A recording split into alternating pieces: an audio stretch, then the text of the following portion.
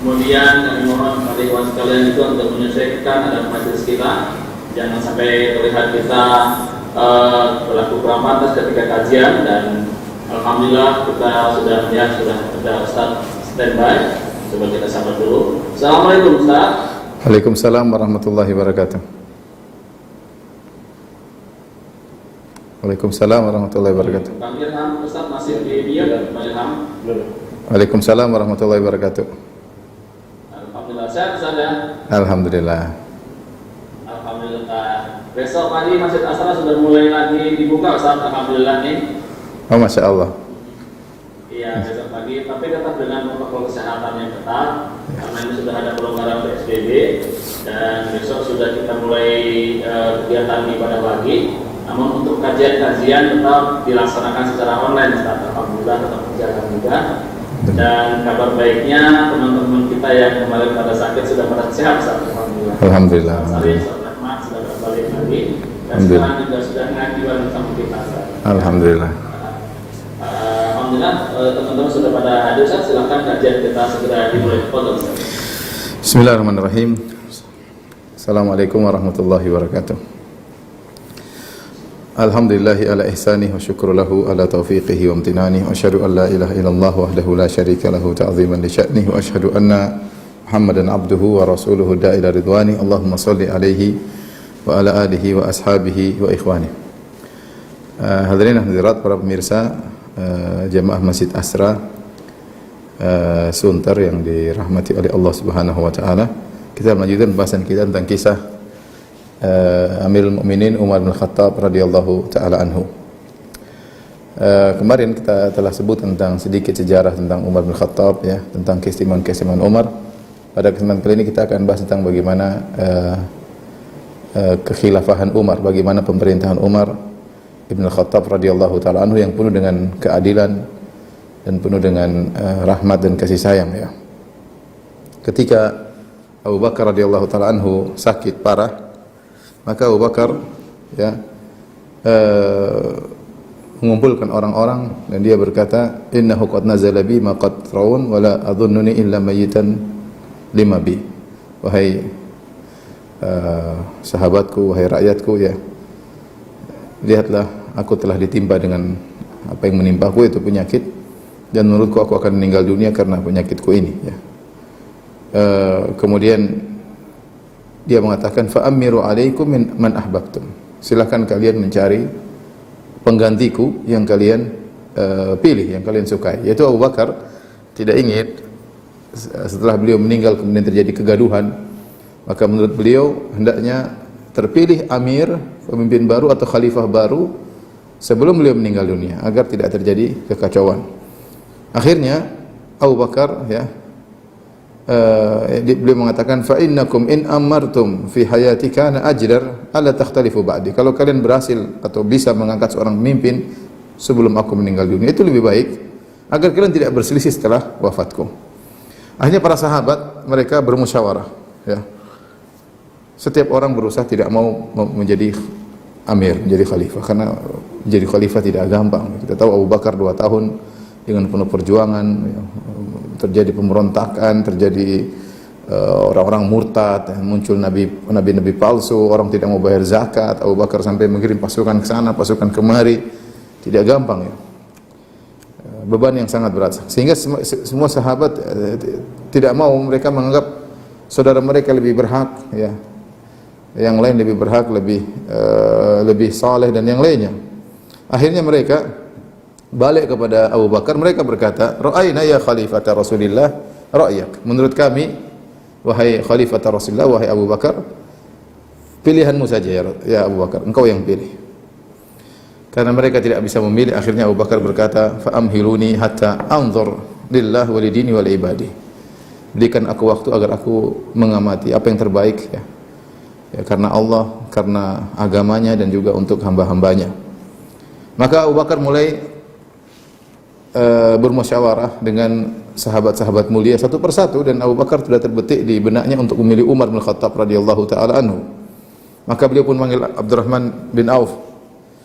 Beliau berkata, wahai Abdurrahman bin Auf, kabarkan kepadaku tentang Umar. bagaimana menurut engkau tentang Umar? Maka Abdurrahman bin Auf berkata, "Ma tas'aluni an amrin illa wa anta a'lamu bihi minni." Wahai Abu Bakar, engkau bertanya kepadaku tentang sesuatu yang kau lebih tahu tentangnya daripada aku. Artinya yang lebih tahu tentang Umar engkau daripada aku. Kata Abdurrahman bin Auf. Kata Abu Bakar, "Wa in, meskipun aku lebih tahu, tapi aku ingin melihat atau ingin mendengar pendapatmu tentang Umar." Maka apa kata Abdurrahman bin Auf? "Huwa wallahi afdalu min ra'yika fihi." Menurutku wahai Abu Bakar, Umar itu lebih afdal dari pendapatmu terhadap Umar. Ya, ini jawaban yang luar biasa. Artinya kau punya penilaian terhadap Umar wahai Abu Bakar, menurutku Umar lebih baik daripada penilaianmu. Ya. Ya, kemudian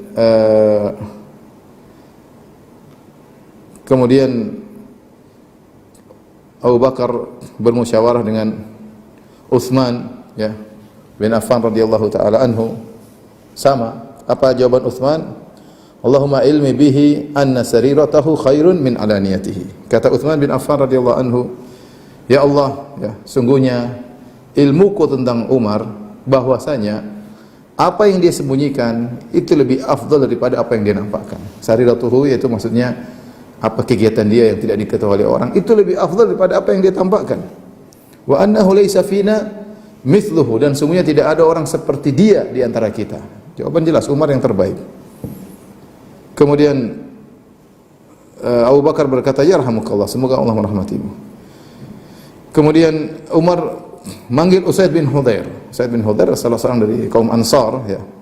Tadi dari kaum Muhajirin, Abdurrahman bin Auf sama Utsman bin Affan, sekarang tanya kepada Usaid bin Hudzair, salah seorang pembesar di kalangan kaum Ansar. Maka jawabannya sama, ya. Allahumma a'lamuhu al-khairah ba'daka. Ya. Ya Allah, sungguh aku tahu, ya, Umar itu adalah yang terbaik setelah engkau wahai Abu Bakar. Ya. Kemudian Abu Bakar juga bermusyawarah dengan Sa'id bin Zaid. Sa'id bin Zaid salah seorang dijamin masuk surga dari 10 orang yang dijamin masuk surga. Dan Abu Bakar juga bermusyawarah dengan sekelompok kaum Ansar dan Muhajirin. Semua jawabannya sama, bahwasanya Umar adalah yang terbaik. Kecuali Talha bin Ubaidillah. Talha mengisyaratkan Umar keras, ya. Dia khawatir Umar itu kencang, ya. Maka Talha berkata kepada Abu Bakar, "Ma anta qailun li rabbika idza sa'alaka an istikhlafika Umar alaina wa qatara ghilzatahu." Kata Talha bin Ubaidillah, "Wahai Abu Bakar, apa yang akan kau jawab kepada Allah Subhanahu wa taala? Jika Allah bertanya kepada engkau, kenapa engkau menjadikan Umar sebagai penggantimu padahal kau tahu Umar keras?" Maka Abu Bakar berkata, ya, "Ajlisuni abillahi tukhawifunani." Ya. Kau ingin menakut-nakuti aku, ya. Aku akan menjawab, kata Abu Bakar, "Allahumma istakhlaftu alaihim khaira ahlik." Aku akan menjawab kepada Allah, ya Allah, aku telah memilih penggantiku yang terbaik di antara hamba-hambamu. Kemudian Abu Bakar menjelaskan, adapun sikap keras Umar sebagaimana disampaikan oleh Talha bin Ubaidillah radhiyallahu anhu, maka Abu Bakar berkata, "Dzalika li'annahu yarani rafiqan walau afdal amru ilaihi lataraka katsiran mimma alaihi." Umar tu kencang karena dia sering menemaniku dan melihat aku lembut, makanya dia mengimbangi dengan sikap kencangnya. Nanti kalau dia jadi khalifah, tentu dia akan meninggalkan banyak sikap kerasnya. Dia keras selama ini kamu lihat. Umar memang keras ketika mendampingi Abu Bakar dalam menjalani pemerintahan. Abu Bakar sering bermusyawarah dengan Umar. Nampak sikap Umar yang keras dan tegas. Abu Bakar menjelaskan itu sikap dia begitu karena dia melihat aku lembut, sehingga dia berusaha untuk mengimbangi. Nanti kalau dia jadi khalifah, maka ini akan berubah, akan banyak sikap-sikap kerasnya akan dia tinggalkan. Akhirnya semua orang setuju bahwasanya yang menjadi pengganti, ya, Abu Bakar adalah Umar bin Khattab radhiyallahu taala anhu. Dan ini adalah sikap terbaik Abu Bakar yang ditinggalkan bagi umat Islam, memilih Umar bin Khattab sebagai pengganti beliau, ya. Baik. Ketika Umar tidak tahu hal ini, ketika Abu Bakar sudah terfokus untuk memilih Umar bin Khattab radhiyallahu taala anhu, maka Abu Bakar pun memanggil Umar. Kemudian Abu Bakar pun didatangi oleh Umar, maka Abu Bakar menjelaskan hal ini kepada Umar bahwasanya engkau akan menjadi khalifah penggantiku. Fa aba an yaqbal. Umar tidak mau. Umar tidak mau. Fatahaddadahu Abu Bakar bisayf. Abu Bakar ancam dia dengan pedang, kamu harus mau. Ya.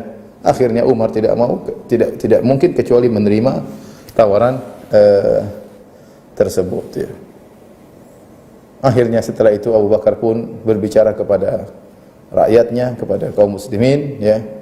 Abu Bakar berkata, "Atardawna biman astakhlifu alaikum?" Apakah kalian ridha dengan orang yang aku pilih menjadi penggantiku untuk memimpin kalian, Umar bin Khattab? Fasma'u, ya. Kemudian kata beliau, "Fa inni wallahi ma alautu min jahdi ra'yi wala walaitu dha qarabah wa inni qad istakhlaftu alaikum Umar bin Khattab fasma'u lahu ati'u." Kata Abu Bakar, "Apa kalian ridha dengan orang yang aku pilih sebagai penggantiku? Demi Allah, aku berusaha keras untuk memilih yang terbaik bagi kalian, dan aku tidak memilih kerabatku. Aku tidak memilih kerabatku untuk menjadi penggantiku. Dan sungguh aku telah mengangkat Umar bin Khattab menjadi penggantiku. Maka taatlah dan dengarlah perintahnya." Maka para sahabat berkata, "Sami'na wa ata'na." Kami dengar dan kami taat. Setelah itu kemudian Abu Bakar pun berdoa kepada Allah Subhanahu wa taala. Ya, kemudian dia berkata, "Allahumma wallaituhu bi ghairi amri nabiyyik wa lam urid bidzalika illa salahahum." Ya Allah, sungguh aku telah memilih Umar tanpa ada perintah dari nabimu. Jadi Rasulullah tidak pernah mengatakan, "Wahai Abu Bakar, kalau kau mati pilih Umar." Tidak ada. Rasulullah sendiri tidak memilih Abu Bakar, tidak menyebutkan secara tegas Abu Bakar jadi penggantiku setelah aku mati. Tidak ada. Tapi walam urid bidzalika illa salahum, aku tidak memilih Umar menjadi penggantiku ya Allah kecuali aku menghendaki kebaikan bagi kaum muslimin. Wa khiftu alaihimul fitnah, dan aku khawatir fitnah akan menimpa kaum muslimin. Fajtahadtu lahum ra'yi, ya Allah aku bersungguh-sungguh untuk memilih. Fawallaitu alaihim khairahum, maka aku pun menjadikan pemimpin mereka yang terbaik di antara mereka. Ya. Baik. Akhirnya diangkatlah Umar bin Khattab radhiyallahu taala anhu sebagai pengganti Abu Bakar radhiyallahu anhu. Umar menjadi pengganti Abu Bakar. Setelah itu Abu Bakar menulis wasiat kepada Umar bin Khattab radhiyallahu taala anhu. Isi wasiat tersebut yaitu dari seorang khalifah kepada khalifah berikutnya. Yang nanti Abu Bakar disebut khalifatul Rasulillah, pengganti Rasulullah. Adapun Umar nanti tidak dipanggil khalifah, dipanggil sebagai Amirul Mukminin. Amirul Mukminin ini istilah baru yang memulainya untuk Umar bin Khattab radhiyallahu anhu. Karena kalau khalifah artinya pengganti. Kalau Abu Bakar khalifatul Rasulillah, pengganti Rasulullah. Kalau Umar juga khalifah nanti disebut khalifati Rasulillah. Khalifahnya Rasulullah. Kalau datang Utsman nanti khalifati Rasulillah. Khalifahnya Rasulullah. Panjang nanti. Kalau Ali bin Abi Thalib nanti khalifahnya penggantinya Rasulullah. Maka Umar dia yang pertama kemudian dipanggil dengan Amirul Mukminin. Apa nasihat Abu Bakar kepada Umar ketika Umar jadi khalifah? Dia berkata, "Ittaqillah ya Umar, wahai Umar bertakwalah kepada Allah. Wa alam anna lillahi amalan bin nahari la yaqbaluhu bil lail."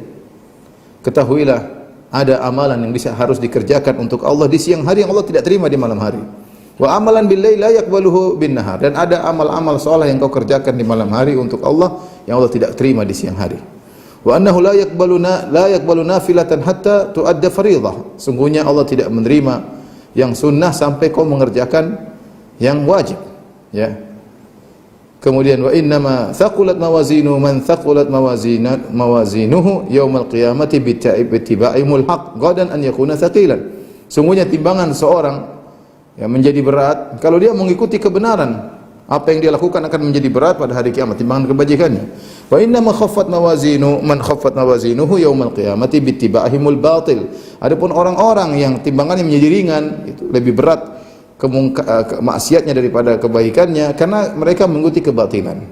Ya, mereka mengikuti kebatilan.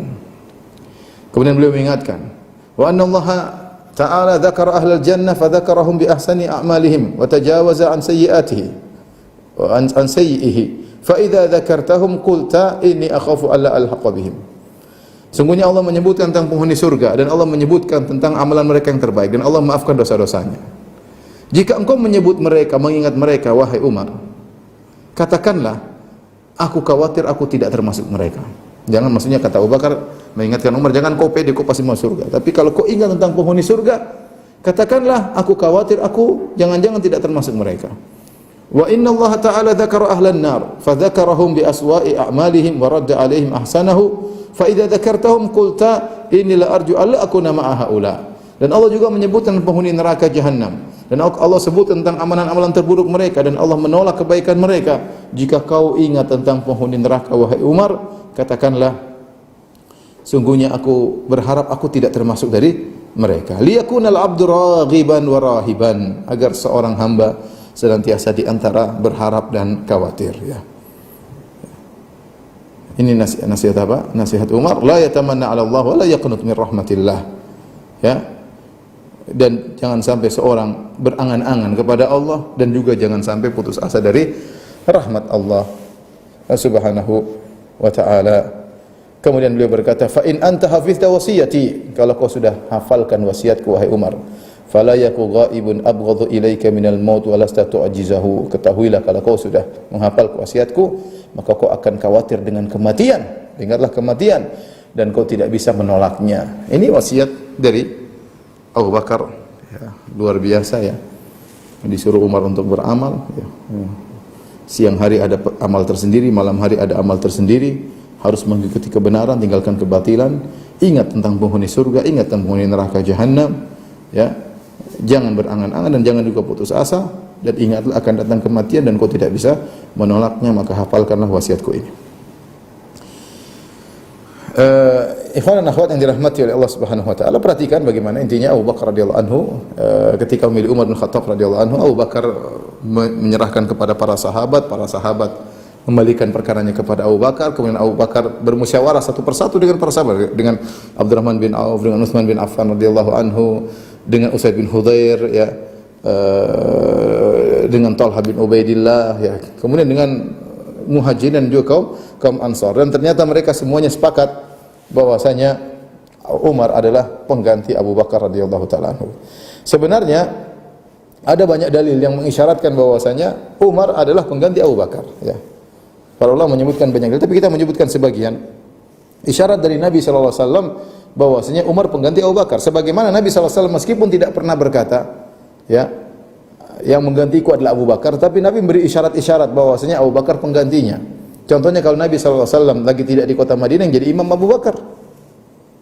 Ketika Nabi SAW sakit, yang jadi imam Abu Bakar. Ya. Ini isyarat bahwasanya Abu Bakar pengganti Rasulullah SAW. Ya. Di antara isyarat Nabi bahwasanya Umar adalah pengganti Abu Bakar, seperti hadis yang sudah pernah kita sampaikan. Kata Rasulullah SAW, uritu fil manami anni anzi'u bidalwi bakrah ala qalib. Sungguhnya aku lihat dalam mimpiku, aku mengambil timba air dari sebuah sumur. Faja'a Abu Bakar fanaza'a dhanuban aw dhanubain naz'an dha'ifan. Maka datanglah Abu Bakar, kemudian dia mengambil dua timba. Dalam riwayat satu atau dua timba, tapi dalam riwayat dia mengambil dua timba. Isyarat bahwasanya Abu Bakar hanya sekitar 2 tahun ketika menjadi khalifah, dan hanya sekitar 2 tahun. Wallahu yaghfirullah, Allah mengampuninya. Tsumma ja'a Umar, kemudian kata Nabi, kemudian aku melihat dalam mimpiku datang Umar, setelah Abu Bakar datang Umar. Fastahalat gorban, tiba-tiba timbanya menjadi besar.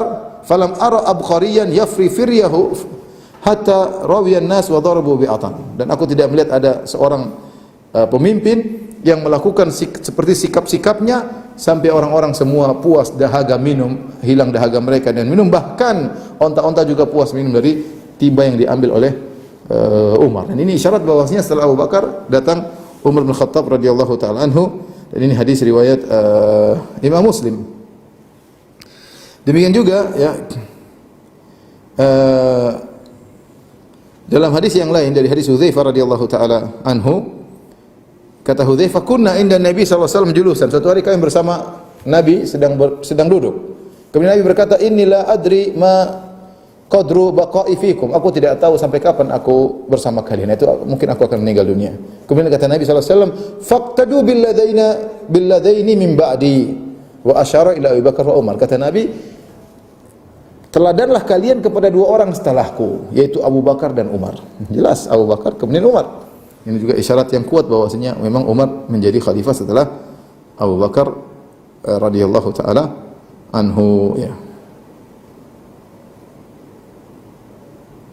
Kemudian juga dalam riwayat yang lain, di Jadi Anas bin Malik radhiyallahu taala anhu beliau berkata, "Ba'atsani Banul Mustaliq ila Rasulillah." Suatu hari Banul Mustaliq mengutusku untuk bertanya kepada Nabi sallallahu alaihi wasallam. "Sallana Rasulullah, wahai Anas, tanyakanlah pertanyaan kami kepada Rasulullah sallallahu alaihi wasallam. Ila man nadfa sadaqatina ba'dak." Kalau engkau sudah meninggal, kami bayar zakat, kami serahkan kepada siapa kalau engkau meninggal wahai Rasulullah? Qala Anas fa ataituhu fasa'altu, aku pun datang kepada Nabi dan aku bertanya. Apa jawabannya? Kata Rasulullah, ila Abi Bakar. Kalau aku meninggal, serahkan zakat kepada Abu Bakar. Fa ataituhum fa akhbartuhum, aku pun datang kepada Banul Mustaliq, aku kabarkan kalau Nabi meninggal, kalian bayar zakat kepada Abu Bakar.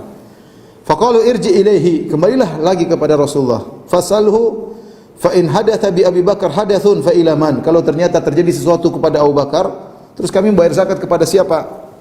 Fa ataitu fasaltu, aku datang kepada Nabi, aku tanya lagi. Kata Rasulullah SAW, ila Umar, berikanlah zakat kalian kepada Umar. Fa ataitum fa akhbartum, lalu aku datang kepada mereka, aku kabarkan kepada mereka. Ini isyarat jelas bahwasanya setelah Abu Bakar menjadi khalifah, maka adalah Umar bin Khattab radhiyallahu taala anhu. Intinya para sahabat ijma bahwasanya yang menjadi khalifah setelah Abu Bakar adalah Umar, dan tidak ada yang kemudian ribut-ribut setelah itu, enggak ada.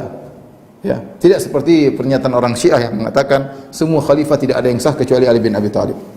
Abu Bakar tidak sah, Umar tidak sah, Utsman tidak sah, yang sah cuma Ali bin Abi Thalib. Mereka mengatakan Abu Bakar merebut kekhilafahan dari Ali, setelah Ali, Umar merebut kekhilafahan dari Ali, setelah Umar, Utsman merebut kekhilafahan dari Ali, sementara Ali tidak bertindak apa-apa, seakan-akan seorang penakut yang tidak bisa memperjuangkan haknya. Ini tuduhan orang-orang Syiah kepada para sahabat. Tidak benar, para sahabat semua setuju. Yang menjadi pemimpin adalah Umar bin Khattab setelah wafatnya Abu Bakar radhiyallahu taala anhu. Setelah itu, ketika Umar diangkat menjadi khalifah, maka Umar berkhutbah. Apa khutbah? Khutbah pertama seorang Amirul Mukminin, seorang penguasa kaum muslimin. Beliau berkata di antara khutbahnya, dia naik atas mimbar, kemudian Umar berkata, "Allahumma inni syadidun falayyinni." Ya Allah, sungguhnya aku ini keras, maka lembutkanlah aku. Jadi Umar mengakui kekurangannya. Wa inni dhaifun faqawwini, aku ini lemah ya Allah, kuatkanlah aku dalam menjalankan pemerintahan. Wa inni bakhilun fasakhinni, ya Allah aku ini pelit, maka jadikanlah aku dermawan. Kemudian juga diriwayatkan di awal khutbah yang beliau katakan, perhatikan ya. Jadi di sini Umar mengakui kekurangannya dan dia minta kepada Allah untuk menguatkannya. Di antara khutbah beliau juga beliau berkata, innallaha, kepada rakyat kaum muslimin, innallaha ibtalakum bi, ya, wahai kaum muslimin, sungguhnya Allah telah menguji kalian dengan aku. Ya, aku ini ujian bagi kalian. Wabtalani bikum ba'da sahibayya, dan aku akan kalian menjadi ujian bagiku setelah kedua sahabatku, setelah Abu Bakar, setelah Rasulullah SAW dan Abu Bakar. Ya. Kemudian kata beliau, fa wallahi la yahduruni syai'un min amrikum fayalihi ahadun duni. Kalau ada perkara yang sampai kepadaku, tidak ada orang yang lain yang akan mengurusi, aku akan mengurusi langsung, kata Umar. Tidak ada perkara urusan kalian sampai kepadaku, kemudian ada orang lain yang mewakiliku, tidak, aku akan mengurusi langsung. Wala yataghayyabu anni fa'alu fihi an ahlil jaza' wal amanah. Kalaupun aku tidak bisa mengerjakannya, maka sungguh-sungguh aku akan memilih orang yang memang berpantas dan punya kafaah, yaitu punya kredibilitas untuk mewakiliku. Kemudian Umar berkata, wallahi la in ahsanu la uhsinanna ilaihim, demi Allah kalau mereka berbuat kebaikan maka aku akan berbuat baik kepada mereka. Wala in asa'u la unakkilanna bihim, kalau ternyata mereka berbuat buruk, ya, yaitu rakyatku berbuat buruk, aku akan atau apa namanya, ternyata wakil-wakilku, pejabat-pejabatku berbuat buruk, maka aku akan memberi balasan kepada mereka, hukuman kepada mereka. Maka salah seorang yang menghadiri khutbahnya Umar bin Khattab, orang ini berkata, "Fawallahi ma zada ala dzalika hatta faraqad dunya." Demi Allah, Umar senantiasa demikian sampai dia meninggal dunia. Selalu berhukum dengan seperti itu, berusaha kalau dia berhukum maka berhukum langsung, kalau tidak mau maka dia akan mengirim pejabat-pejabatnya yang dia pilih benar-benar, dan kalau mereka berbuat salah maka Umar akan beri hukuman kepada pejabat-pejabatnya tersebut, ya. Jadi kita lihat dari khutbah Umar, nampak bahwasanya Umar menyadari bahwasanya kepemimpinan khilafah, jabatan adalah bala, adalah ujian. ya, adalah ujian. Bukan suatu yang dibangga-banggakan, tidak. Menjabat, mengurusi kaum muslimin ini ujian ya. Kalau seorang tidak mampu maka mengerikan ya. Makanya ketika Rasulullah SAW menasihati Abu Dzar, kata Nabi SAW, "Inni la araka dha'ifan, fala ta'ammaranna ala ithnain." Kata Rasulullah, "Wahai Abu Dzar, aku melihat engkau seorang yang lemah, maka jangan kau menjadi pengatur dua orang, jangan." Ya, karena tidak semua orang mampu untuk menjalankan tugas yang berat ini. Jabatan bukan untuk dibangga-banggakan, jabatan adalah bala, ibtila, ujian dari Allah Subhanahu wa taala yang Allah akan minta pertanggungjawaban atas apa yang kita pimpin tersebut ya. Perkara yang mengerikan.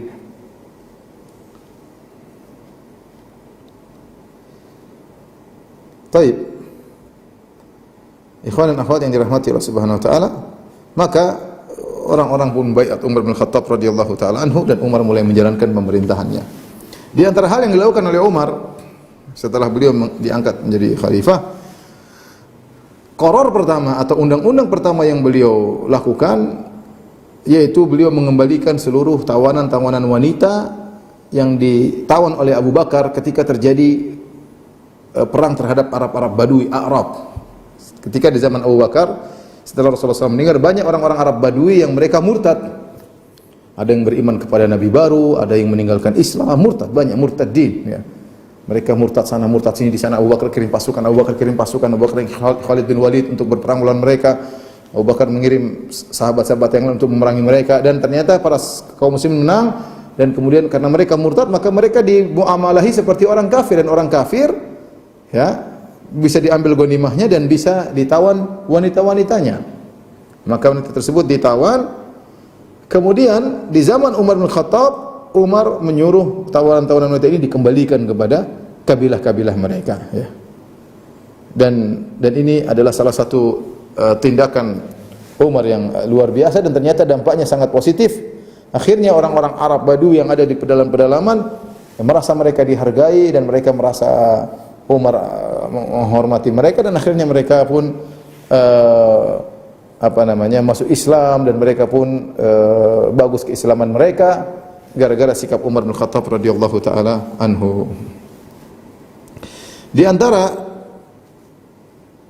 metode Umar dalam menjalankan kekhilafahan ya, adalah dengan bermusyawarah ya. Umar adalah khalifah, bukan raja ya.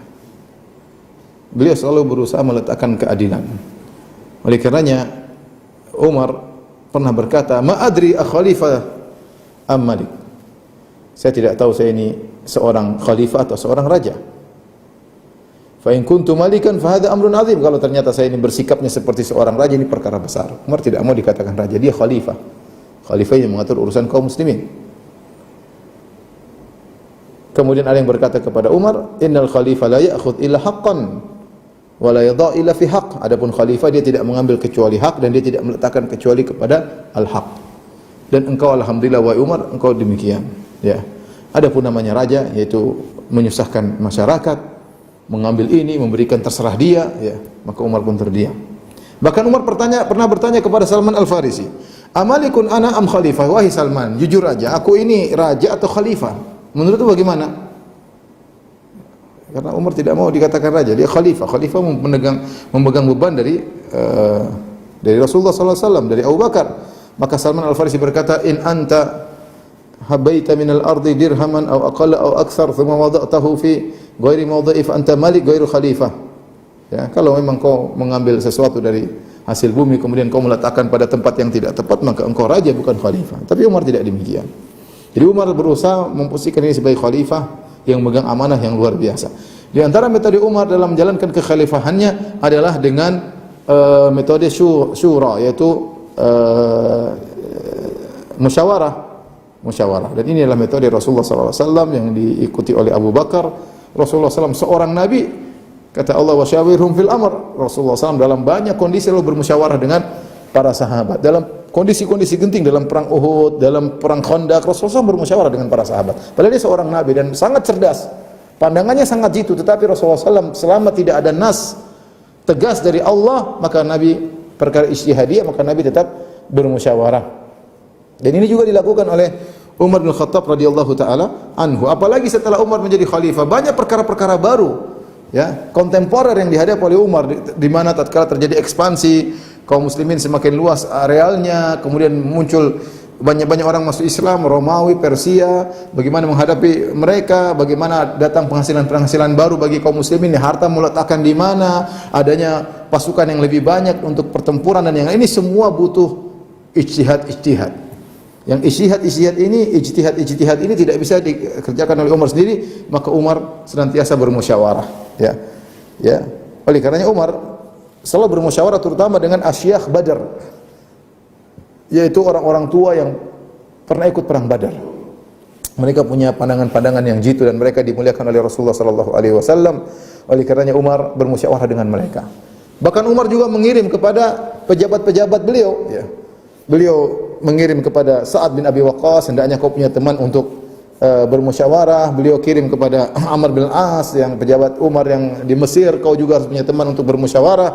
Demikian Umar beliau menerapkan musyawarah dan beliau menyuruh juga pejabat-pejabat untuk bermusyawarah karena pendapat banyak orang dimusyawarahkan lebih baik daripada pendapat satu orang saja, ya. Oleh karenanya Umar selalu menghadirkan sahabat-sahabat senior kalau ada permasalahan, ya, kalau ada permasalahan. Demikian juga di antara taktik Umar, di antara sahabat-sahabat senior, Umar juga menghadirkan sebagian sahabat junior. Contohnya Ibnu Abbas radhiyallahu anhuma. Dia punya majelis syura, yaitu yang hadir orang-orang senior saja, yang mereka sudah orang-orang alim bertakwa yang punya ilmu luas. Tapi Umar juga menghadirkan sebagian remaja-remaja seperti Ibnu Abbas. Tujuannya apa? Regenerasi. Kata para ulama tujuannya regenerasi. Agar bisa diketahui bagaimana musyawarah, agar yang muda mempelajari dari yang tua, ya, untuk regenerasi. Dan demikianlah Umar tatkala mengambil keputusan, beliau bermusyawarah tidak dengan semua orang, tapi dengan orang-orang yang pakar, yang ahli, yang memang berhak untuk memberikan pendapat mereka. Bahkan kata Ibnu Sirin, in kana Umar yastashiru fil amr hatta in kana yastashiru al-mar'ah. Ya. Umar selalu bermusyawarah dalam segala urusan, bahkan terkadang dia minta pendapat seorang wanita. Ya. Farubama absara fi qawliha syai' yastahsinu fayakhudhu. Mungkin dari perkataan seorang wanita ada suatu pendapat yang baik dari sisi tertentu, maka Umar bisa saja mengambil pendapat tersebut, ya. Di antara contoh yang ma'ruf Umar bermusyawarah tentang ketika Umar dan para sahabat sedang berjalan menuju ke negeri Syam. Sementara di negeri Syam sedang terjadi wabah taun, ya. Wabah taun, sementara Umar sedang berjalan sama sebagian kaum Muhajirin, sebagian kaum Ansar.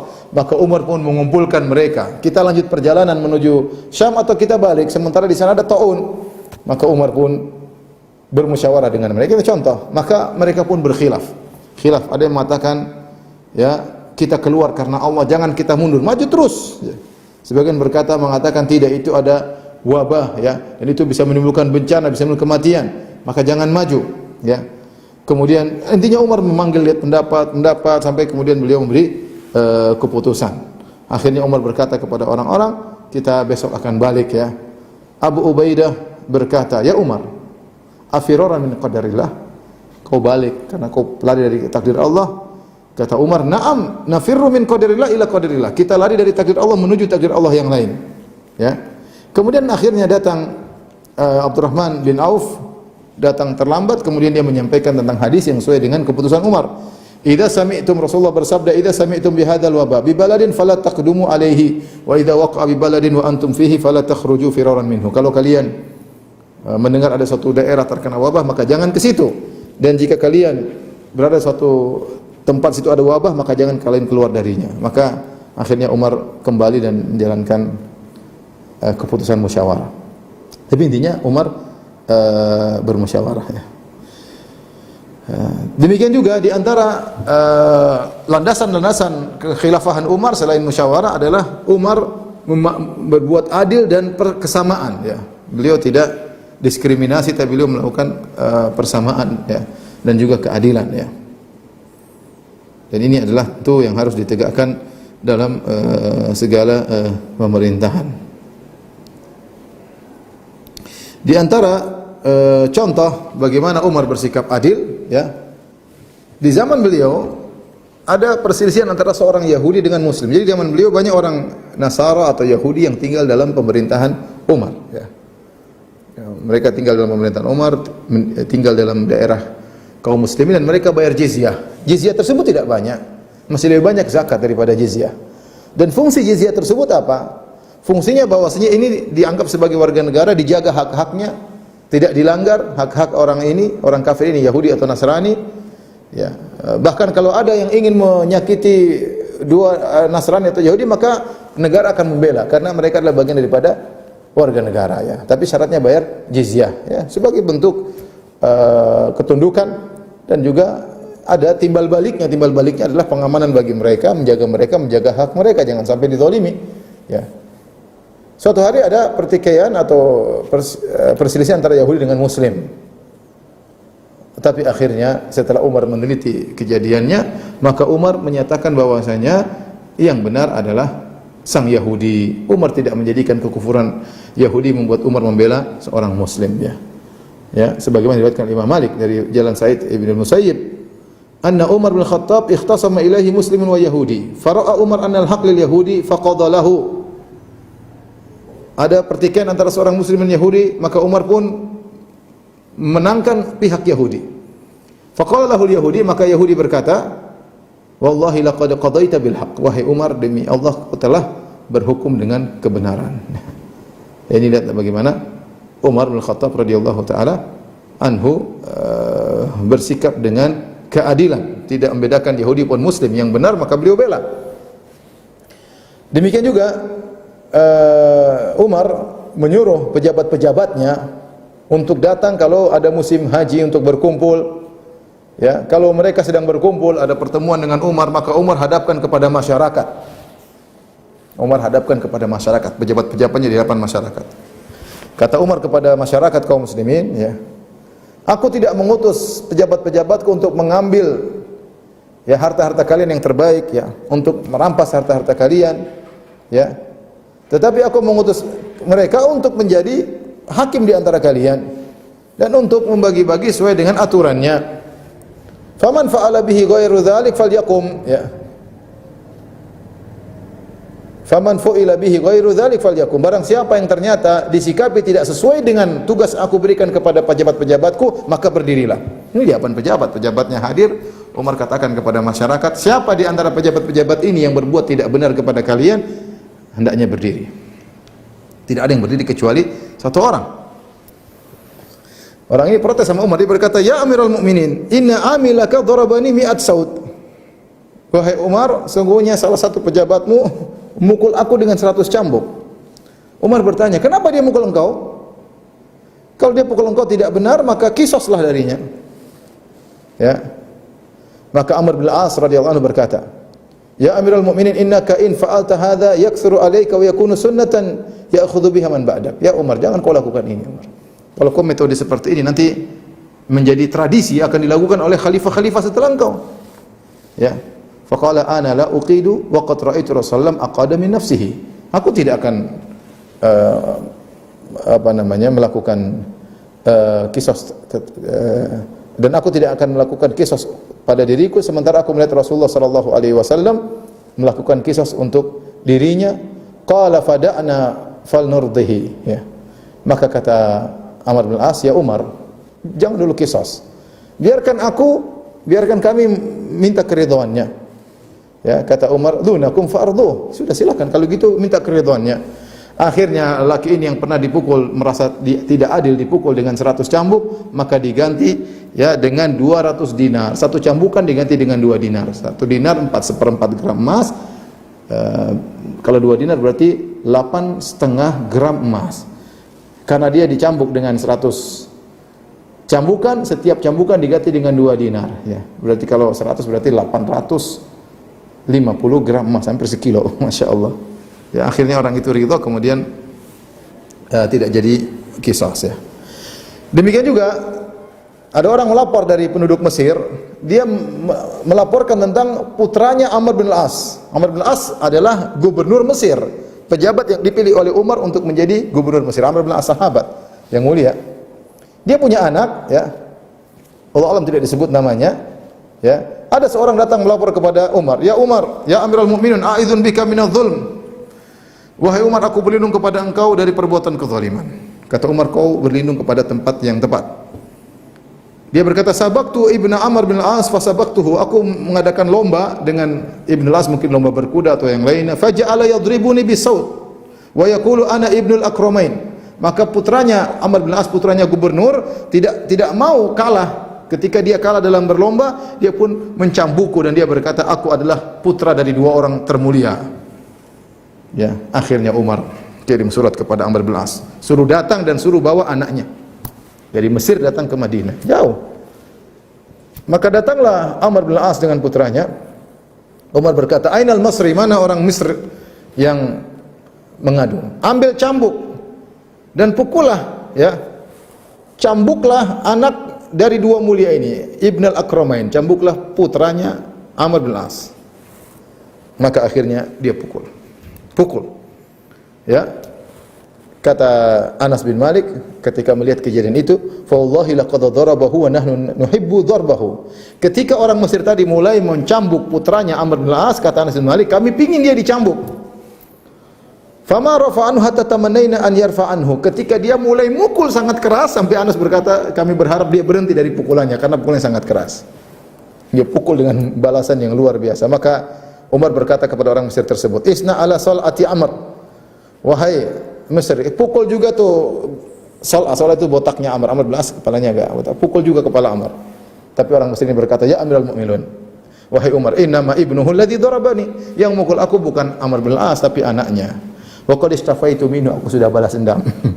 Faqala Umar li Amr, "Mudhkam ta'abbadtumun nas wa qad waladathum ummahatuhum ahraran." Wahai Amr, sejak kapan engkau memperbudak manusia? Ya, anakmu berani mukul orang, sementara ibu-ibu mereka telah melahirkan mereka dalam kondisi merdeka. Kata Amr bin As, "Ya Amirul Mukminin, lam a'lam wa lam ya'tini." Wahai Umar, wahai Amirul Mukminin, aku tidak tahu kejadian ini dan dia pun tidak melapor kepadaku. Jadi ini orang langsung melapor kepada khalifah, tidak lapor kepada Amr bin As. Tapi intinya lihat Umar bagaimana menegakkan hukum.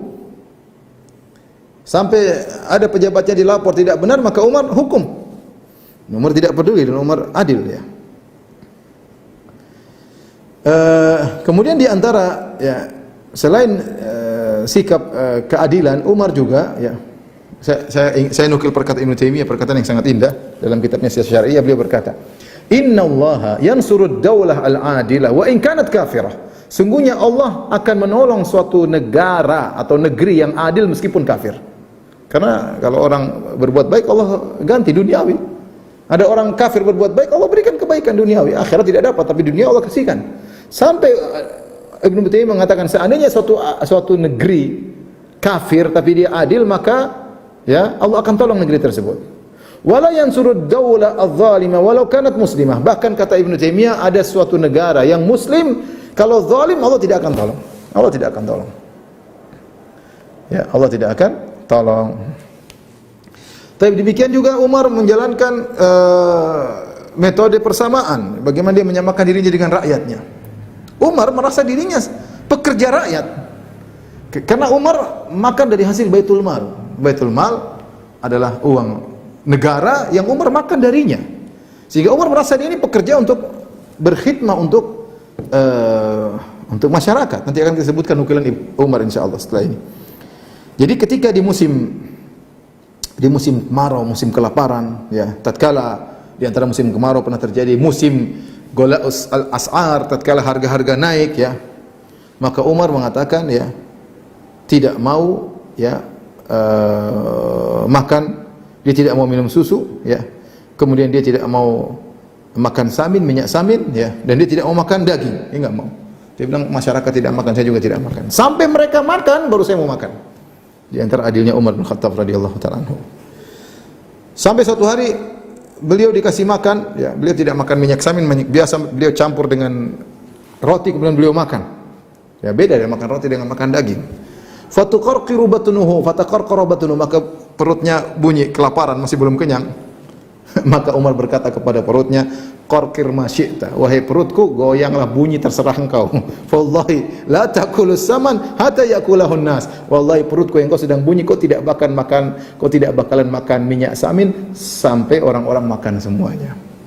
Luar biasa, ya.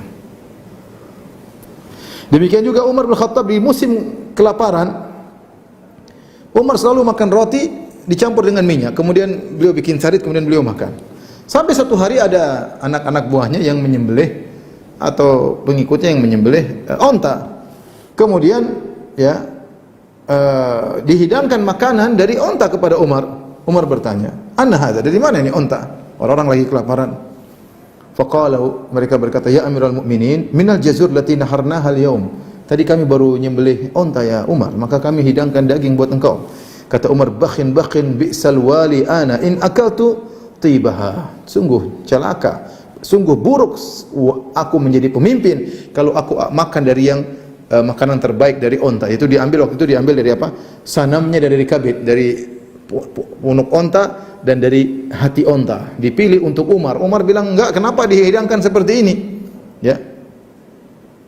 Kemudian Umar berkata, "Saya adalah wali yang buruk, pemimpin yang buruk kalau saya makan dari onta, dari hatinya dan dari sanamnya, dari punuk onta yang makan lezat, sementara kalian beri makan kepada manusia, masyarakat, kaki-kakinya. Irfa hadhil jufna, angkat ini piring, saya tidak mau makan. Datangkan makanan yang lain. Datangkanlah fa'ti bi khubz wa zait, datangkan roti dengan minyak." Maka Umar pun tidak jadi makan onta, dia pun makan roti. Ajib ya, kita lihat ini sahabat ini luar biasa ya. Menakjubkan bagaimana dia seperti itu ya.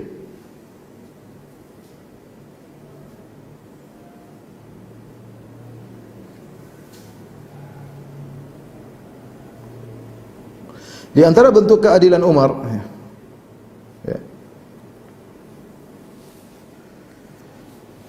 Suatu hari Umar sedang datang kepadanya harta, maka dia pun bagi harta bagi kaum muslimin. Fasdahamu alaihi, orang pun datang kumpul. Ya, kemudian datang Sa'ad bin Abi Waqqas, sahabat mulia. Dia pun masuk, yuzahimun nas.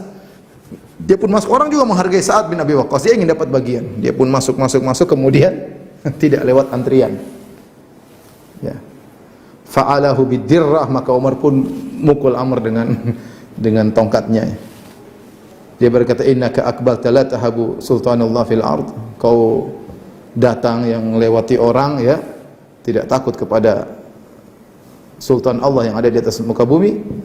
Fa ahbabtu an u'limaka anna sultanullah la yahabak. Aku ingin kasih tahu engkau bahwasanya sultannya Allah itu khalifah ya, tidak gentar kepada engkau wahai Sa'ad bin Abi Waqqas. Kita bersahabat Abi Waqqas, orang mulia, orang hebat, termasuk 10 yang dijamin masuk surga ya.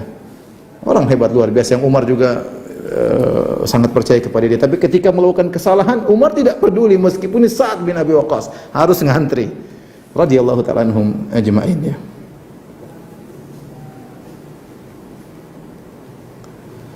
Demikian juga Amr bin As radhiyallahu anhu ketika di Mesir ada anaknya Umar, Abdurrahman bin Umar, melakukan kesalahan. Dia minum khamar ya. Akhirnya Amr bin As radhiyallahu anhu, karena ini anaknya Umar, maka Amr bin As menegakkan hukum had. Dia cambuk itu anaknya Umar, tetapi dia cambuk dalam rumah, tidak di lapangan. Harusnya penegakan hukum had di hadapan banyak orang, harusnya dicambuk depan umum. Tapi karena ini anaknya Umar, maka dia cambuk di rumah. Ya, sebagai bentuk penghormatan terhadap Umar. Sampailah kabar ini kepada Umar bahwasanya putranya Abdurrahman bin Umar bin Khattab minum khamar dan ternyata dicambuk dalam rumah, tidak dicambuk di luar, di depan umum di lapangan.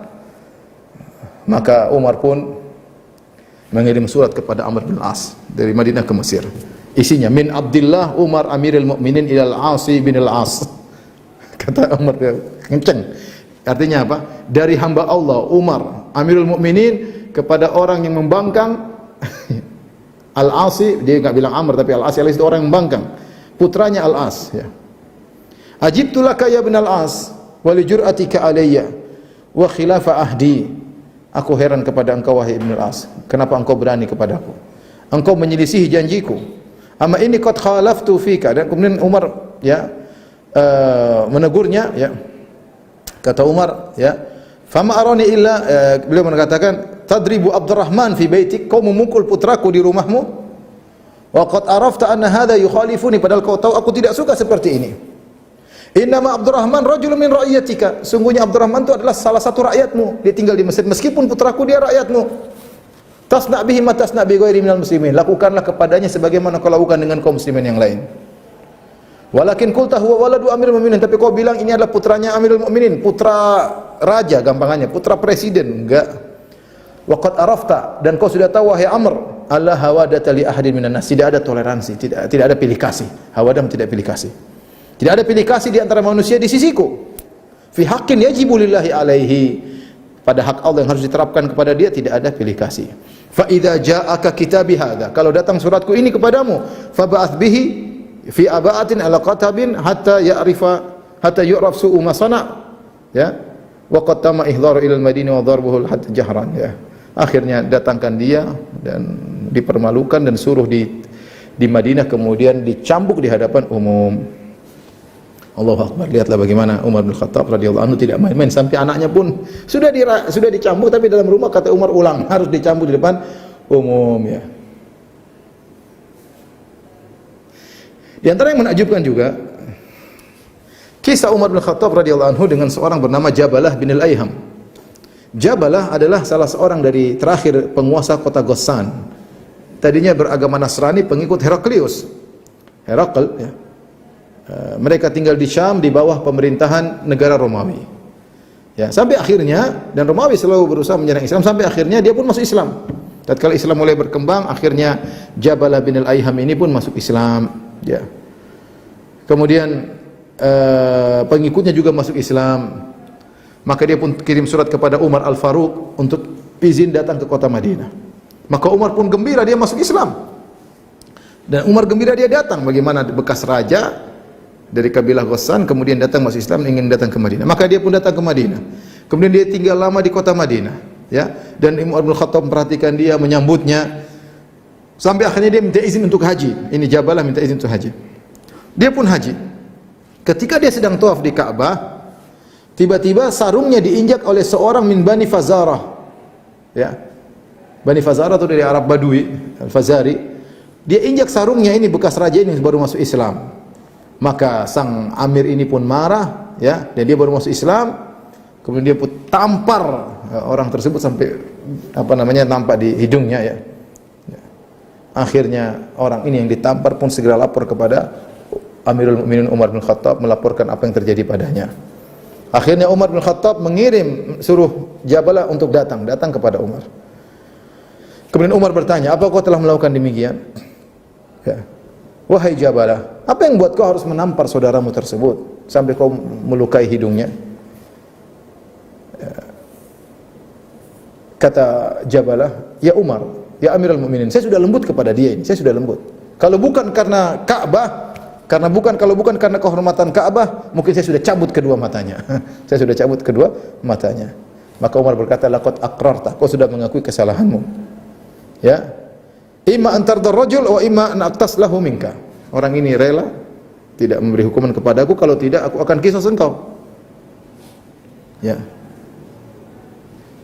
Jabalah bin Ayham kaget. Kok Umar menyikapi aku seperti ini? Ya. Dia berkata, "Ya Umar, wa kaifa dzalika wa suqah wa ana malik?" Ya Umar, bagaimana kau menyamakan aku dengan dia? Saya ini bekas raja. Saya raja Ghassan. Ini orang pasaran. Gimana mau disamakan? Mau dikisos saya dengan dia? Kata Umar, "Innal Islam qad sawa bainakuma." Islam telah menyamakan kalian berdua. Kata Amirul Ghassani, dia berkata, raja ini, "Laqad dhanantu ya Amirul Mukminin an akuna fil Islam a'azza minni fil jahiliyah." Aku menyangka kalau aku masuk Islam aku lebih mulia daripada di zaman jahiliyah. Kata Umar, "Da' angka hadza." Jangan ngomong begitu. Fa innaka illam turdir rajul iktasastu lahu minka. Kalau kau tidak bisa buat orang ini ridha, aku terpaksa qisas. Kata Jabalah, "Idzan atanassar." Kalau gitu aku Nasrani kembali, masuk Nasrani lagi. Kata Umar, "In tanassarta darabtu anak." Kalau kau masuk Islam, kalau kau kembali Nasrani, terpaksa saya penggal kepalamu karena kau murtad. "Li'annaka aslamta fa in irtadatta qataltuka." Karena kau sudah masuk Islam. Dalam hukum Islam kalau ada yang murtad dipenggal kepalanya. Akhirnya Jabalah ngerti, percuma debat sama Umar, dia tidak akan berubah dan dia tidak mau dikisos dari orang jalanan ini atau orang pasaran ini. Akhirnya dia minta izin kepada Umar untuk memberikan dia kesempatan berfikir. Umar bilang silakan pergi, berfikirlah. Ya. Akhirnya orang ini pun berfikir, akhirnya dia pergi kabur, kemudian dia pergi meninggalkan Mekah, ya. Kemudian dia kembali ke Konstantinia, ya, Konstantinopel, kemudian dia kembali lagi Nasrani. Tapi maksud saya Umar radhiyallahu anhu berusaha untuk tetap adil, ya, mensikapi orang-orang tersebut. Baik. Ikhwan dan akhwat yang dirahmati Allah Subhanahu wa taala, masih banyak tapi waktu sudah cukup. Mungkin nanti kita lanjutkan di kesempatan berikutnya tentang bagaimana sikap-sikap Umar yang luar biasa sebagai pelajaran bagi kita, dan siapa tahu ada di antara antum menjadi pejabat, maka hendaknya menjabat sebagaimana yang diajarkan oleh Umar bin Khattab radhiyallahu taala anhu. Demikian saya kembalikan lagi kepada Bang Pitung hafizahullah taala. Alhamdulillah sudah ada beberapa pertanyaan yang masuk dan kami bacakan beberapa pertanyaan. Yang pertama, Ustaz, terkait dengan hadis Irbah bin Sariyah, yaitu karena barang siapa yang hidup di antara kalian sepeninggalku, maka ia akan menyaksikan banyaknya perselisihan. Oleh karena itu, hendaklah kalian berpegang teguh pada sunnahku dan sunnah khulafaur rasyidin yang mendapatkan petunjuk. Pertanyaannya, apakah pengertian khulafaur rasyidin di sini hanya membatasi 4 sahabat saja, Ustaz? Dan bagaimana memahami pengertian khulafaur rasyidin dengan tepat sesuai penjelasan para ulama salaf? Wallahu a'lam bishawab, ya. Saya belum baca lagi, ya, pertanyaan tersebut. Insyaallah ditunda lagi pekan depan, ya. Cuma ada satu pertanyaan saya sempat baca hari ini, pertanyaan kalau tidak salah pekan lalu, tentang pertanyaan kisah Umar bin Khattab radhiyallahu anhu yang ketika sungai Nil di Mesir tidak mengalir, maka Umar pun mengirim surat kepada sungai Nil. Ini kisahnya disebut Ibnu Katsir rahimahullah taala, tapi dari jalan Ibnu Lahiyah, ya. Dari jalan Ibnu Lahiyah dikatakan tatkala Mesir dikuasai, ya, maka Islam ekspansi sampai Mesir, maka penduduk Mesir datang kepada Amr bin As. Karena Amr bin As adalah gubernur kota Mesir. Kemudian mereka berkata, "Wahai Amir, ya, ini Nil kami sudah setahun tidak mengalir." Kata, "Kenapa bisa demikian?" Mereka berkata, ya, kalau sudah 12 bulan ternyata tidak mengalir, biasanya kami pergi membawa seorang gadis wanita yang masih gadis, masih perawan, kami ambil dari kedua orang tuanya, kami merayu kedua orang tuanya, setelah itu kami memasang perhiasan dan baju yang indah, yang terbaik, lalu kami lempar di sungai Nil. Kalau sudah kami lempar sungai Nil, nanti Nil mengalir lagi. Nil mengalir lagi kalau kami sudah kasih tumbal gadis perawan dengan perhiasan dan bajunya. Maka Amr bin As berkata, "In hadza mimma la yakunu fil Islam." Enggak mungkin dalam Islam. Sungguh Islam menghancurkan tradisi-tradisi sebelumnya. Akhirnya Amr menulis surat kepada Umar bin Khattab tentang hal tersebut. Kemudian Umar membalas surat berkata, ya, kata Umar, "Wahai Amr, jika kau telah mendapatkan suratku, sungguhnya aku mengirim suatu kartu dalam suratku tersebut. Fa'alqiha fin Nil, lemparkan kartu tersebut dalam sungai Nil." Ketika datang surat dari Umar, Amr membuka surat tersebut, tiba-tiba dalam tulisan kartu tersebut, "Min Abdullah Umar Amirul Mukminin ila Nil ahli Mesir." Dari hamba Allah Umar Amirul Mukminin kepada Nil, sungai Nilnya penduduk Mesir. Amma ba'du. Jadi Umar ngomong sama sungai Nil. "Fa in kunta innama tajri min kibalika wa min amrika fala tajri fala hajata lana fika." Kalau ternyata wahai sungai Nil, engkau mengalir karena dirimu sendiri, kau yang mengatur dirimu, maka kami tidak butuh dengan engkau. Wa in kunta innama tajri bi amrillah. Tapi kalau kau ternyata mengalir karena perintah Allah, Al-Wahidil Qahhar, yang Maha Esa, Maha Kuasa, wa huwa allazi yujrika, dan dia yang telah mengalirkan engkau, fa nas'alullah ta'ala an yujriyaka. Maka kami mohon kepada Allah agar Allah mengalirkan engkau. Maka dilemparkanlah kartu tersebut ke sungai Nil, ya, ketika hari Jumat, ya, maka pada hari Sabtu Allah mengalirkan sungai Nil tersebut. Bahkan langsung 16 dhira'an, itu langsung tinggi, ya, mengalir. Hadis ini atau riwayat ini adalah riwayat yang dhaif, ada beberapa penyakit, di antaranya ada Ibnu Lahiyah dan dia perawi yang bermasalah, ya. Kemudian juga Qais bin Hajjaj, ya, dia juga tidak bertemu dengan sahabat, jadi riwayatnya munqati dan juga ada rawi yang bermasalah. Jadi cerita tersebut secara sanad tidak benar. Wallahu a'lam bishawab. Baik, pertanyaan berikutnya. Pertanyaan selanjutnya, Ustaz. Ya. Dari Bang Ade Maruto, Ustaz, izin bertanya. Di penjelasan Ustaz sempat menyebutkan bahwa Muslim berselisih dengan Yahudi. Apakah ini kisah Gubernur Amr bin As yang ingin membangun masjid megah dan menggusur tanah petak milik Yahudi, Ustaz? Allah alam bisawab. Saya tidak tahu tentang tepatnya kisah itu sebabnya apa ya. Karena dalam riwayat Malik tadi dari Sa'id bin Musayyib tidak disebutkan secara detailnya ya. Imam Malik dari Sa'id bin Musayyib hanya menyebutkan ikhtasama al-Yahudi wal Muslim. Ada seorang Muslim dengan Yahudi bersengketa dan Umar memandang kebenaran pada seorang Yahudi. Pun sebabnya tepatnya wallahu alam bisawab. Tidak dijelaskan dalam riwayat tersebut. Pertanyaan selanjutnya, Ustaz, dari Bang Salwi di Jakarta Timur. Ustaz, setelah Rasul wafat, apakah sahabat seperti Abu Bakar, Umar bin Khattab memakai sebutan Sayyidina ketika berdoa atau bersalawat? Kapan saja diperbolehkan untuk menyebutkan Sayyidina? Mohon petunjuknya, Ustaz. Ucapan Sayyidina tidak diragukan bahwasanya Nabi adalah Sayyid. Kata Rasulullah SAW, Ana Sayyidu waladi Adam yawmal qiyamah wala fakhar ya. Sungguhnya aku adalah pemimpin anak-anak Adam pada hari kiamat dan aku tidak sombong. Rasulullah SAW mengatakan kumu ila sayyidikum. Ketika datang Sa'ad bin Mu'adz atau Sa'ad bin Ubadah, Rasulullah berkata kepada para sahabat, kumu ila sayyidikum. Berilah sambut sayyid kalian ya. Jadi istilah sayyid itu tidak jadi masalah ya.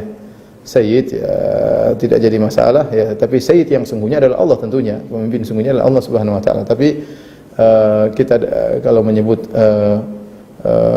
pemimpin dengan sayyid ya, kemudian kepada pemimpin kita boleh, kepada apalagi kepada Nabi sallallahu alaihi wasallam maka boleh ya, tidak jadi masalah. Yang jadi perselisihan ketika kita bersolawat dalam solat. Kalau di luar solat nggak jadi masalah ya.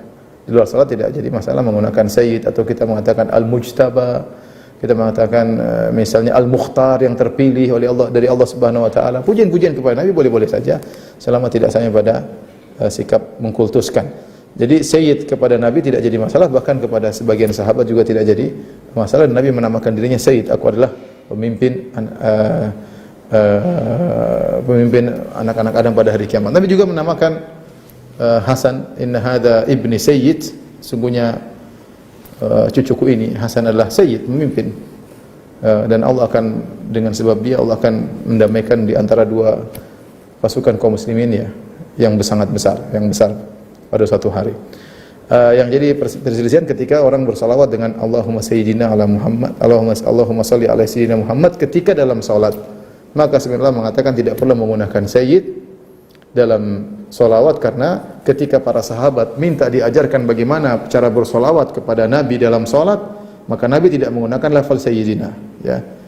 Ya kaifa arafta salama alaikum fi salat wa kaifa nusalli alaika, Rasulullah kami sudah tahu cara mengucapkan salam kepada engkau, bagaimana cara kami bersalat kepada engkau? Maka Nabi mengatakan ucapkanlah Allahumma salli ala Muhammad wa ala ali Muhammad, tidak ada Allahumma salli ala sayyidina Muhammad. Nah, apakah boleh ditambah sayyid? Maka ini ada pembicaraan di kalangan para ulama. Yang lebih hati-hati tidak perlu kita tambah sayyid. Sebagaimana ketika azan kita sih tidak perlu kita mengatakan asyhadu anna sayyidina Muhammadan Rasulullah, tidak perlu ya. Kita mengatakan Allah asyhadu anna Muhammadan Rasulullah ya. Tanpa lafal sayyid bukan berarti kita merendahkan Nabi sallallahu alaihi wasallam. Tapi kalau di luar salat, di luar azan, maka tidak mengapa kita memuji Nabi dengan mengatakan Sayyidina Muhammad ya, dan itu dilakukan oleh para ulama dalam buku-buku mereka, dalam khutbah-khutbah mereka di Masjid Nabawi sudah sering kita dengar, di Masjid Haram mengatakan Sayyidina Muhammad, enggak jadi masalah. Wallahu a'lam bishawab. Pertanyaan keempat, Ustaz, dari Bogor, dari Bang Irawan. Pertanyaannya, Ustaz, Umar bin Khattab radhiyallahu anhu menolak dimuliakan dengan makanan yang dihidangkan untuknya. Lantas bagaimana cara kita memuliakan pemimpin untuk saat ini? Sementara kita melihat terkadang pemimpin dimuliakan dengan cara yang berlebihan. Jazakumullahu khairan. Umar dia mensikapi dirinya, dia mengatakan ya, nanti akan mungkin ada nukilannya. Dia mengatakan saya ini ya mengurusi harta kaum muslimin seperti saya wali anak yatim. Aturan bagaimana dan ini pendapat Imam Syafi'i. Imam Syafi'i mengatakan seorang pemimpin ketika mengurus harta kaum muslimin seperti mengurus sebagaimana wali mengurus harta anak yatim. Maksudnya bagaimana? Dalam Al-Quran Allah sebutkan kalau seorang mengurus harta anak yatim, faman kana ghaniyan falyasta'fif, faman kana faqiran falyakul bil ma'ruf, di awal surat An-Nisa. Kata Allah, barang siapa yang punya penghasilan maka jangan makan dari harta anak yatim. Barang siapa yang kekurangan dia boleh dia ngurus harta anak yatim. Misalnya seorang anak yatim meninggal dalam kondisi kaya, dapat warisan. Terus omnya ngurusin. Kalau omnya ini kaya, sebaiknya dia nggak usah makan harta anak yatim tersebut, dia mencukupkan dengan yang dimiliki. Tapi kalau omnya ternyata tidak kaya, kekurangan, maka dia boleh makan bil ma'ruf dengan secukupnya. Bukan berlebih-lebihan. Kata Umar, saya mengurus harta kaum muslimin sebagaimana saya mengurus harta anak yatim. Kalau saya mampu maka saya tidak akan makan dari Baitul Mal. Tapi kalau saya tidak mampu saya akan ngambil secukupnya. Wallahu a'lam bishawab. Itulah Umar, beliau mensikapi dirinya dengan demikian. Ya, mungkin berbeda dengan aturan di zaman sekarang. Ya, ada aturan tertentu, maslahat-maslahat yang dilihat. Ya, tetapi saya ingin sampaikan bahwasanya menjadi pejabat itu adalah perkara yang berat. Ya. Karena sebenarnya adalah ujian baginya yang akan dia diminta pertanggungjawaban oleh Allah Subhanahu wa taala pada hari kiamat, maka dia berusaha menjalankan jabatan tersebut dengan sebaik-baiknya. Barang siapa menjalankan jabatan dengan sebaik-baiknya, berusaha bersikap nasih yang benar-benar ingin kebaikan bagi kaum muslimin, bagi negaranya, maka mudah-mudahan mendapatkan pahala yang besar dan dimuliakan Allah pada hari kiamat kelak. Ya, sebaliknya jika seorang menjalankan jabatannya dengan asal-asalan hanya untuk kepentingan pribadinya, maka dia akan binasa pada hari kiamat kelak. Wallahu a'lam bishawab. Ini ada pertanyaan terakhir, Ustaz. Mohon izin pertanyaan di luar tema, ada pertanyaan dari sponsor ini, dari teman-teman di yayasan ini. Ustaz, pertanyaannya terkait dengan hukum jual beli, Ustaz. Bapak A mempunyai tanah dan ingin menjualnya, tapi butuh biaya untuk pengurusan surat-suratnya. Ada investor Bapak B yang mau membiayai dengan permintaan jika tanah terjual minta bagian sekian rupiah per meternya, termasuk pengembalian uang biaya surat-suratnya. Bapak A setuju. Pertanyaannya, apakah ini diperbolehkan dalam hukum jual beli secara syar'i? Mohon sepertinya bukan hukum jual beli, tetapi dia dalam hukum membuat suatu persyaratan kerja. Jika berhasil maka dikasih upah sekian, sekian. Itu boleh-boleh saja ya. Wallahu a'lam bishawab. Tetapi saya sarankan, jadi kalau dia berhasil mengurusi tanahnya yang saya pahami tadi, maka dia mungkin dapat duit dan juga dari persenan hasil penjualan dari tanah tersebut ya, kadar tertentu yang disepakati oleh mereka. Ya, kalau dia setuju seharusnya tidak jadi masalah. Tapi saya bilang ini bukan bidang saya ya. Saya berharap penanya bertanya kepada yang lebih pakar ya, seperti Ustadz Erwandi atau Ustadz Arifin Badri yang kedua-duanya pakar dalam bidang ini ya. Tentu mereka lebih paham dan lebih pakar. Manfaatkan ilmu yang mereka miliki karena mereka spesialis dalam bidang ini. Wallahu a'lam bishawab. Demikian saja yang saya sampaikan, kurang lebihnya saya mohon maaf. Para kawan-kawan Astra sekalian, saya berharap ini nanti bisa dilanjut lagi pekan depan dan teman-teman yang hadir bisa tetap mengikuti agar kita bisa mendengar bagaimana tentang hebatnya Umar bin Khattab radhiyallahu taala anhu. Wabillahi taufiq wal hidayah. Assalamualaikum warahmatullahi wabarakatuh. Waalaikumsalam warahmatullahi wabarakatuh. Kami ucapkan terima kasih pada